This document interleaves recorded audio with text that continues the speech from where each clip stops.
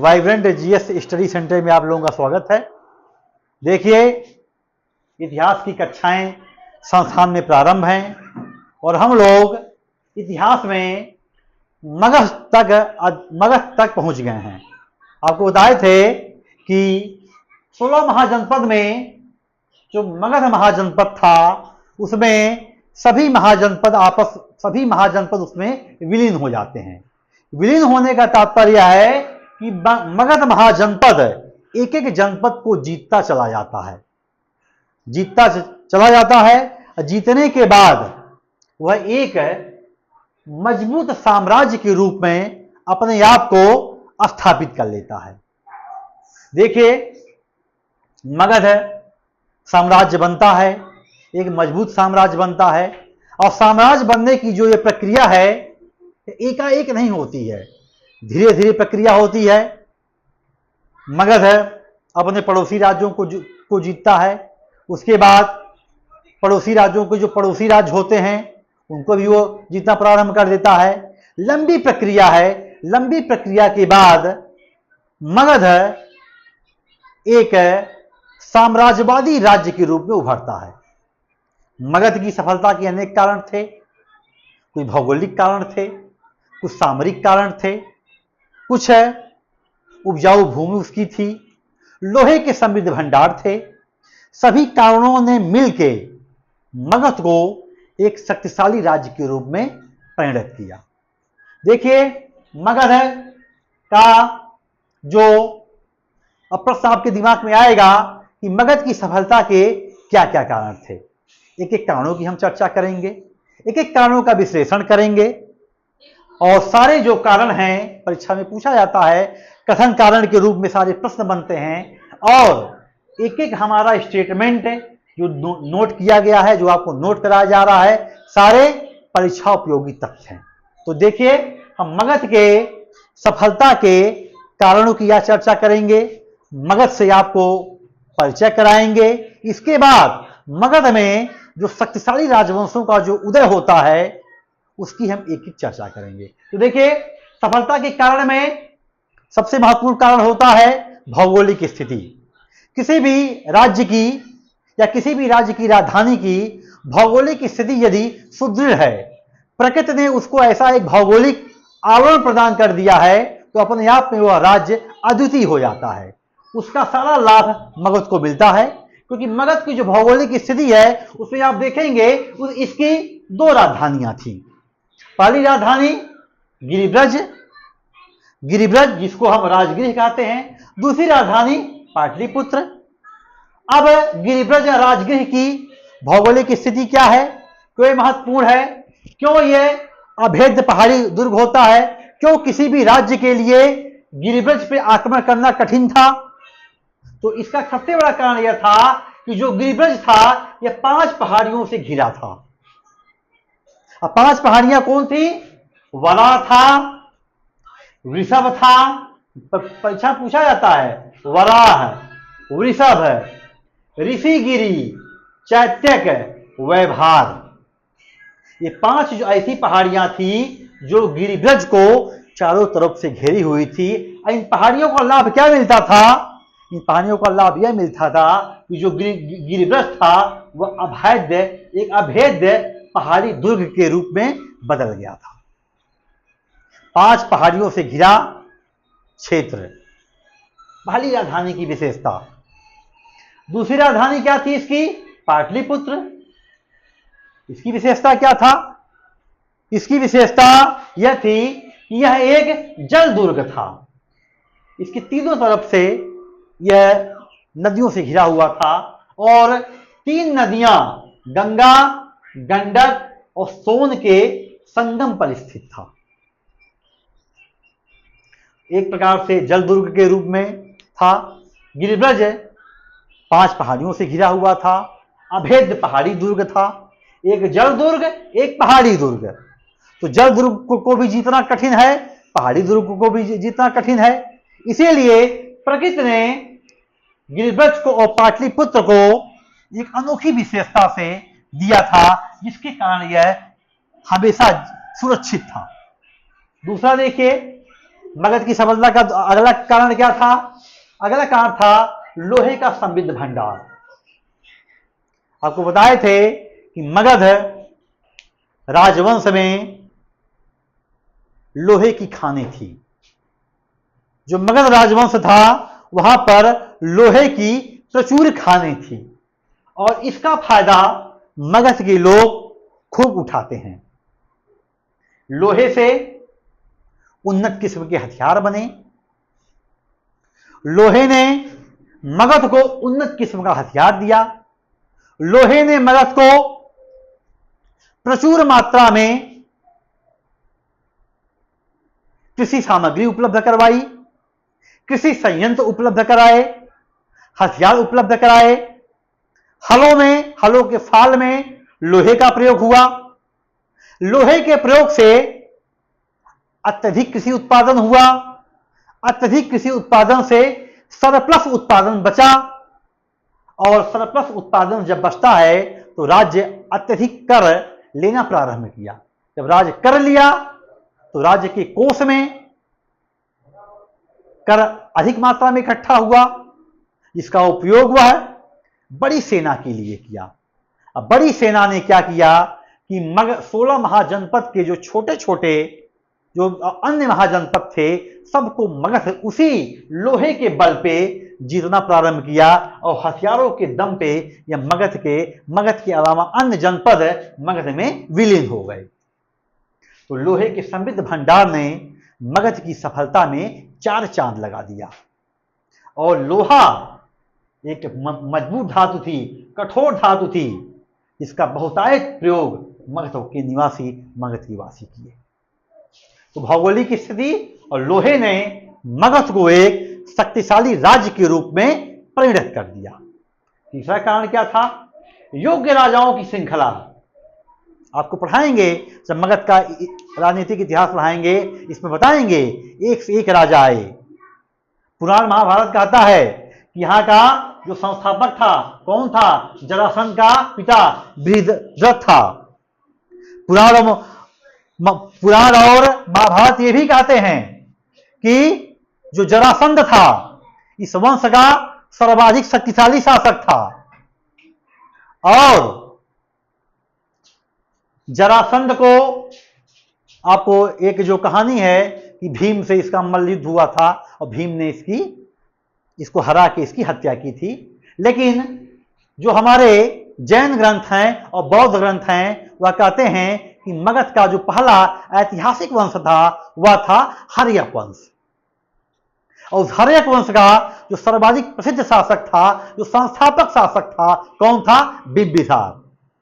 तो मगध में योग्य राजाओं की श्रृंखला प्रारंभ होती है। कहीं बिंबिसार होगा, उसके बाद अजातशत्रु होगा, उदयन होगा, फिर शिशुनाग वंश आएगा, कालाशोक जैसा शासक होगा, नंद वंश आएगा, महापद्म नंद जैसा शासक होगा, गदादंड जैसा शासक होगा। उसके बाद मगध पे आप देखेंगे एक अखिल भारतीय राज्य की स्थापना होगी और पाटलिपुत्र जिसकी राजधानी होगी और शासक कौन होगा? चंद्रगुप्त मौर्य होगा। उसके बाद अशोक, बिंदुसार। तो एक महान राजाओं की श्रृंखला प्रारंभ होगी और मगध को इसका हमेशा लाभ मिलेगा क्योंकि मगध की राजगद्दी पे या पाटलिपुत्र की राजगद्दी पे एक से एक ऐतिहासिक शासक शासन करेंगे। ठीक, तो योग्य राजाओं की श्रृंखला। चौथा जो कारण बताया जाता है, जो इतिहासकार बताते हैं कि मगध के जो राजा थे युद्ध में हाथियों का बड़े पैमाने पर प्रयोग करते थे क्योंकि जंगल था। जहां जंगल से लोहा प्राप्त होता था, वहीं दूसरी तरफ जंगलों से ही प्रचुर मात्रा में हाथी भी बड़े पैमाने पर प्राप्त कर लिए जाते थे। हाथियों का लाभ क्या मिलता था? हाथियों का लाभ यह मिलता था कि हाथियां युद्ध में दुर्गों को तोड़ने के काम में आती थी। बड़े बड़े दुर्गों को हाथियां तोड़ देती थी। बड़े बड़े दुर्गों को तोड़ना है, 10 हाथी लगा दिए कंटिन्यू, उस पर धक्का देके दुर्ग के दरवाजों को तोड़ देते थे। युद्ध में हाथियों का प्रयोग 6 सेंचुरी बीसी में प्रयोग एक उस समय की बहुत बड़ी घटना थी। आधी सेना का मनोबल ही हाथियों को देख के डाउन हो जाती थी। तो जो मगध के शासक थे, युद्ध में हाथियों का बहुतायत प्रयोग किए। ठीक, अगला जो कारण है मगध की सफलता का क्या है, उपजाऊ क्षेत्र था।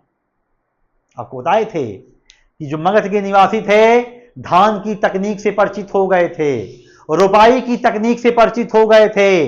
इसका पूरा लाभ मगध के निवासियों को मिला।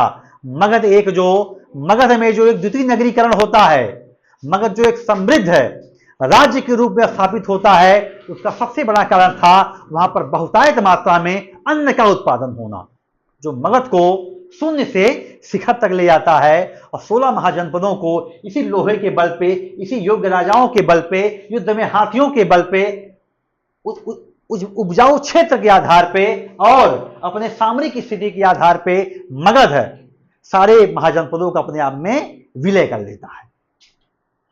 ठीक, अगला जो आपको बताए हैं कि जो कि पाटलिपुत्र था, एक जल दुर्ग था, गंडक, सोन और गंगा के संगम पे था। जल परिवहन, उसमें परिवहन का एक ही साधन था। मगध में नदियों की भरमार थी, परिवहन आराम से हो जाते थे। कहीं गंडक नदी है, कहीं सोन नदी है, कहीं घाघरा नदी है, कहीं गंगा नदी है, सब उसके नियंत्रण क्षेत्र में था। उसका अंग अंग पे अधिकार, उसका वस्त्र पे अधिकार, उसका कुरु पे अधिकार, सारे जो 16 महाजनपद के जो भाग थे सब पे उसका अधिकार था। सबसे बड़ी बात यह है कि इन परिवहन व्यवस्था ने मगध को एक स्थान से दूसरे स्थान तक पहुंचाने में बहुत ही सफलता प्राप्त कराई। शीघ्रता से सेना एक स्थान से दूसरे स्थान पर पहुंच जाती थी, जल मार्ग से भी, थल मार्ग से भी। तो सारे कारण मिलके मगध को सफल और शक्तिशाली राज्य के रूप में परिणत कर दिए। ठीक, अब देखिए, अब थोड़ा मगध का चर्चा कर लेते हैं, इसके इतिहास पे हम जाते हैं। मगध की सफलता के कारण हम आपको बता दिए हैं, अब इसके इतिहास की चर्चा कर लेते हैं। देखिए, मगध का जो उल्लेख पहली बार होता है वह कहां मिलता है, महत्वपूर्ण है। मगध का उल्लेख पहली बार अथर्ववेद में मिलता है। उत्तर वैदिक कालीन वेद है, चारों वेद जो हैं, ऋग्वेद, यजुर्वेद, सामवेद, अथर्ववेद, बड़ा महत्वपूर्ण वेद है। जादू टोना और औषधि की जानकारी देने वाला वेद है, लोकोपयोगी वेद है, गृहस्थों का बड़ा महत्वपूर्ण वेद है। उत्तर वैदिक काल में इसकी रचना हुई थी। तो मगध का उल्लेख पहली बार अथर्ववेद में होता है। इसी अथर्ववेद में अयोध्या का भी उल्लेख होता है। तो काशी का भी उल्लेख, अयोध्या का भी उल्लेख और मगध का भी उल्लेख कहां होता है, अथर्ववेद में होता है। इसका मतलब क्या होता है कि उत्तर वैदिक काल में जो जन से जनपद की प्रक्रिया थी उसमें मगध एक जनपद के रूप में विकसित हुआ।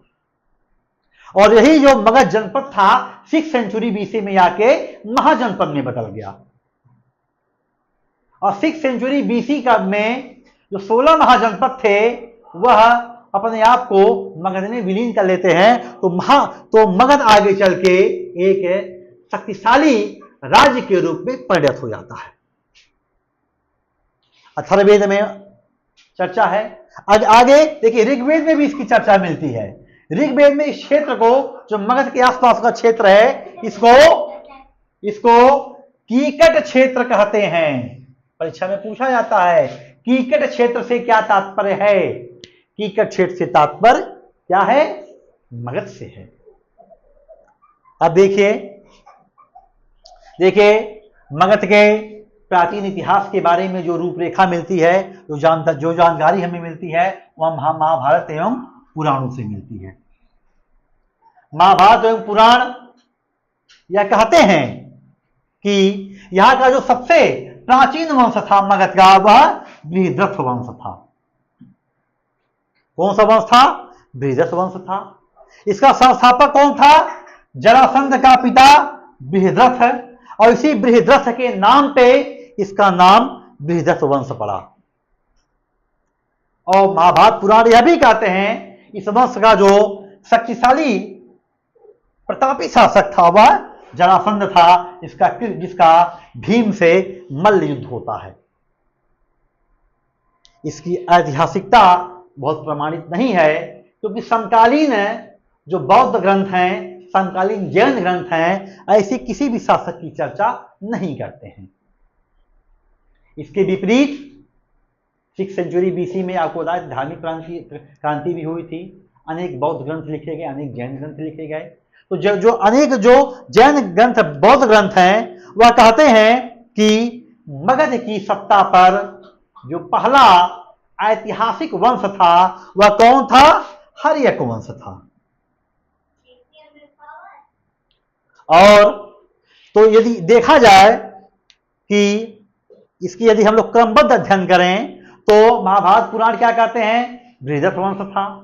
बृहदत्त वंश के बाद कौन सा वंश आया? हर्यक वंश आया। तो एक क्या बनता है? एक जो बनता है, दिमाग में जो फिगर बनाइए, पहला बृहदत्त वंश, दूसरा हर्यक वंश। बृहदत्त वंश का संस्थापक जरासंध का पिता बृहदत्त, उसके नाम पे। हर्यक वंश का संस्थापक कौन था? बिंबिसार। अब देखिए, बिंबिसार हर्यक वंश का स्थापित करता है, और बिंबिसार हर्यक वंश का संस्थापक होता है, और यह उसी साम्राज्यवादी नीति का पालन करते हुए अंग को अपने राज्य में मिला लेता है, और अंग को अपने राज्य में मिलाकर वह मगध साम्राज्य की नींव रख देता है। मिलाने की प्रक्रिया का प्रारंभ कौन शुरू कर देता है? हर्यक वंश का संस्थापक बिंबिसार कर देता है। तो यह कहानी है मगध की सफलता का। आगे की जो हमारी क्लास होगी, हम अब आपको मगध का राजनीतिक यात्रा कराएंगे, आपको बताएंगे कि मगध में कैसे हर्यक वंश की उत्पत्ति होती है, कैसे हर्यक वंश मगध पे लंबे समय तक शासन करता है। फिर हर्यक वंश में ही एक अजातशत्रु नामक शासक आएगा जो कि बुद्ध का समकालीन होगा, और नहीं, बुद्ध का समकालीन नहीं होगा, उसके समय में बहुत संगीतियां होंगी। उसके बाद वहां पर शिशुनाग वंश आएगा, फिर नंद वंश आएगा, फिर मौर्य वंश आएगा। एक एक हम वंश का राजनीतिक इतिहास की चर्चा करते हुए उसके राजनीतिक शासक की, उसकी उपलब्धियां, उसकी सामाजिक, आर्थिक, धार्मिक दशा की चर्चा करेंगे, और गाड़ी को इसी तरीके से आगे बढ़ाएंगे। धन्यवाद।